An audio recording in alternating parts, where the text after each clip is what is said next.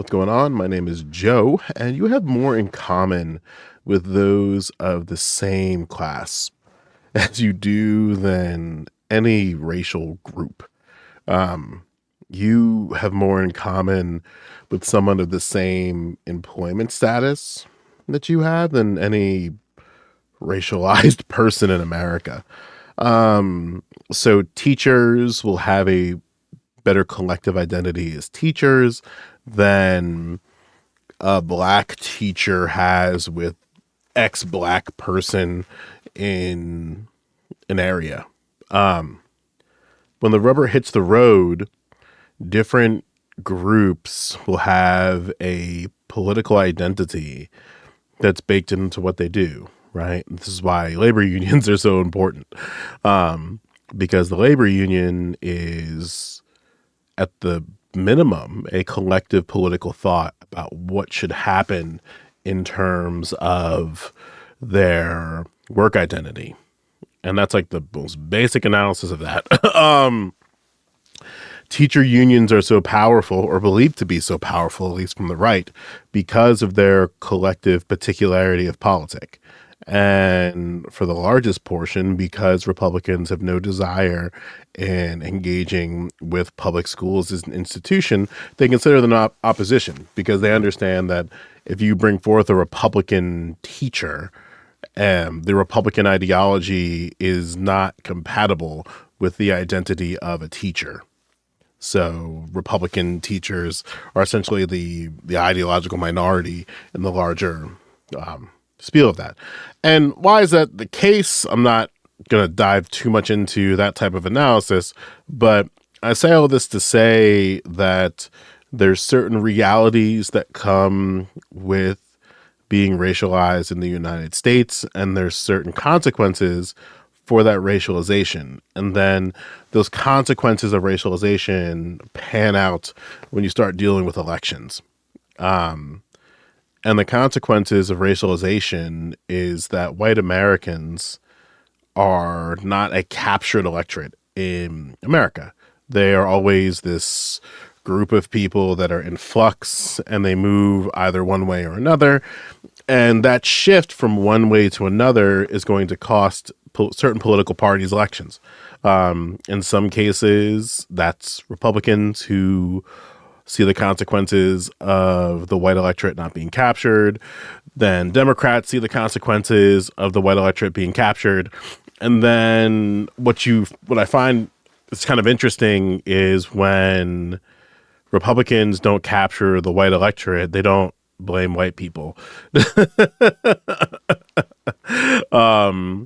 They're not going in droves and having this deep analysis of white people and how they move and behave. They just don't care.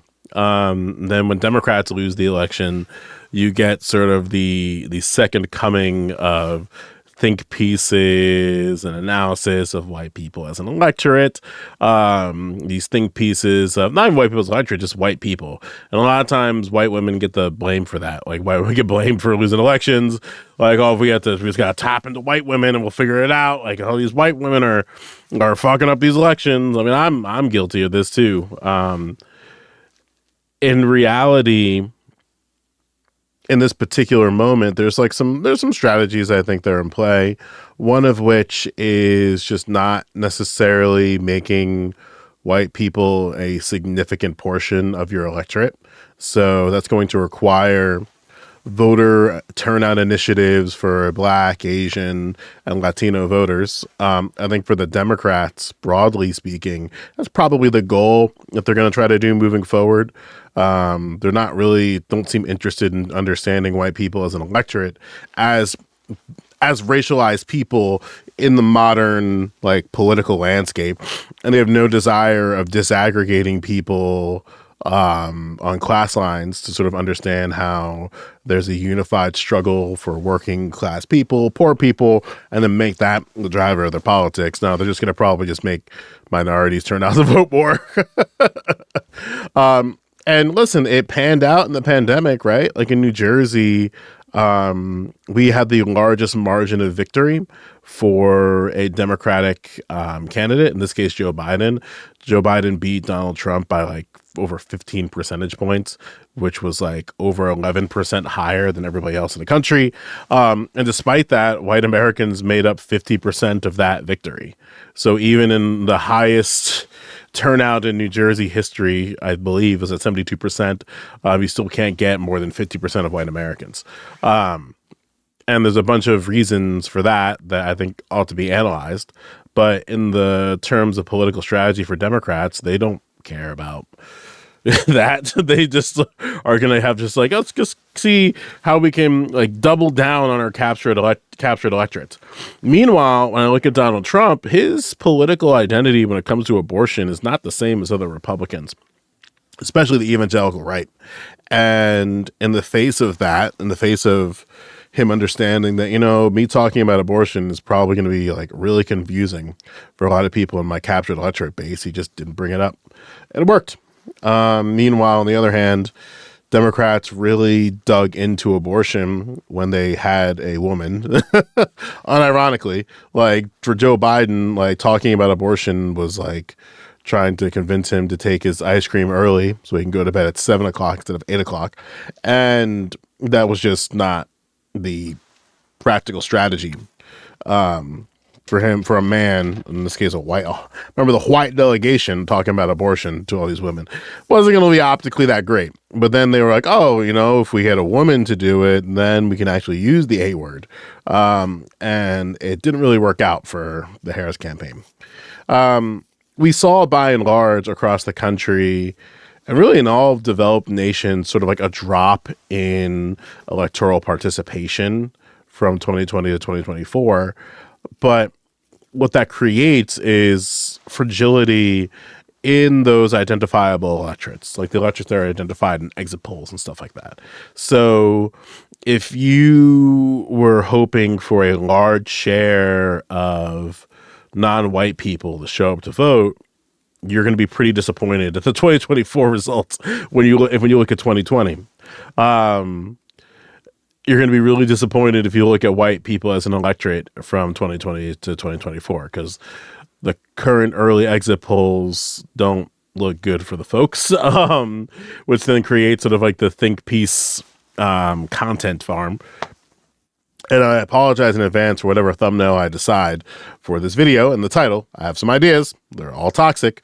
But I say all this to say that there is a political identity that exists among white Americans, and whichever political party is able to articulate that clearly from one election to another, that's going to be the party that white people go to. And in this current cycle of elections, it's Donald Trump. The same thing was true in 2016. And then because of COVID-19, it didn't seem like Democrats had a strategy to engage with white Americans in terms of universality. So, and universality of their material conditions. So they just kind of got bulldozed. And I say bulldoze insofar as they still weren't able to capture white Americans, even in the face of COVID-19, which says a lot about the reliance that Democrats have towards non-white voters. But it also says a lot about the Republicans and their ability to garner white support, because I think deep down in the bellows of the Republican beast, they kind of recognize that we don't need minorities. We don't need like high swaths of minorities to vote for us. We just need to sort of play the margins game, where we need a couple percentages of non-white voters in particular areas, and then we just got to make sure the white folks show up. And if the white folks show up in substantial numbers for us, then we can just kind of ignore the other disparities. Like, we don't need to be thinking about black men in large percentages. We don't need to be thinking about black women in large percentages, Latinos in large percentages, and the like. We just need certain areas to sway one way or another by a couple of percentage points. Maybe it's 5% here, 10% there, and then the rest will kind of play out as it is. But I think whoever is able to, again, like the point of this video is to say that for white Americans currently, the current game that I've noticed is that all you really have to do is identify the plight that exists among white Americans and then just articulate that you're the answer. And then once you articulate that you're the answer, then you just got to make sure that these people show up. And you don't have to really talk to non-white Americans broadly. You can just use your universality to appeal to white Americans, and then you'll get a couple of non-white groups to kind of show up for you politically. And that seems to be a pretty viable strategy for Republicans. And I don't know what the Democrats do in the face of that. Again, I'm not in favor of Democrats. I think them losing is great. So I'm not in the business of cheering for Democratic wins or what have you, but I can recognize that, you know, there's a lot of people in my life who are deeply upset about the idea of a Trump administration. I have my concerns over a Trump administration. I really didn't think I aired out in the recent video that I have spoken about Donald Trump, but by and large, a Republican president, in this case Donald Trump, is going to cause a lot of damage geopolitically and a lot of damage domestically. And then the benefits of the Trump administration are going to be felt by the corporate elites, the wealthy, upper class Americans at the expense of working people, which is not something I'm down for. And Harris has the same problems as well, and the Democratic Party has the same problems as well, but their corporatism is a little bit different than the corporatism that exists in Republicans. Either way, there's going to be a job of candidates who are for working people and for the working class, like the actual working class people, not what corporate elites believe working class to be. And once you get some candidates that are able to articulate that fight and bring substance in terms of policy after that articulation to the fight, I think whichever party does that's going to be in very good shape. But until then, we're stuck with this sort of back and forth sways due to the consequences of not proper articulating what the fight is and making that fight transcend to working people. So now we just have to deal, so the consequences of not dealing with working class people, not dealing with the politics of working class people and the politics of the poor, you get the consequence of that is you get a very fragile white electorate that's able to sway a couple of percentage points here, give you a Democratic president, sway a couple of points here, give you a Republican president, and you're just going to be in flux every election because of their fragility as an electorate. Not their fragility as people, but their fragility as an electorate with a particular set of politics, beliefs, ideas about the world and how the world should be, and that lack of articulation with that group of people is just costing people elections. And then everybody who's not within this sort of two-party duopoly of being down for that just kind of suffers as a consequence. So maybe this will change. It's going to take a long time, but I'm optimistic. I think